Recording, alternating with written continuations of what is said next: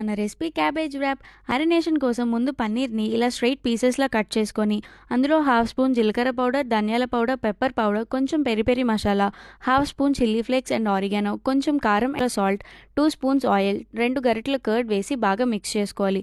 And అందులో cut చేసుకున్న మష్రూమ్ని కూడా యాడ్ చేసి బాగా మిక్స్ చేసుకొని 30 మినిట్స్ ఫ్రిడ్జ్లో పెట్టుకోవాలి. ఇప్పుడు మ్యారినేట్ అయిన పన్నీర్ అండ్ మష్రూమ్ని 10 to 15 minutes air fry or pan fry చేసుకోవాలి. ఇప్పుడు క్యాబేజ్ని ఇలా మొత్తం వాటర్లో బాయిల్ చేసుకోవాలి. సాస్ కోసం హాఫ్ కప్ నువ్వుపప్పు డ్రై రోస్ట్ చేసుకొని అవి కూల్ అయ్యాక లైట్గా గ్రైండ్ చేసుకొని అందులో 4 స్పూన్స్ ఆయిల్, కొంచెం సాల్ట్ అండ్ పెప్పర్ యాడ్ చేసుకొని స్మూత్గా గ్రైండ్ చేయాలి. ఇప్పుడు సాస్ కోసం 2 spoons chipotle mayonnaise, tandoori mayonnaise, teriyaki sauce వేసాను, అది లేకపోతే స్కిప్ చేయొచ్చు.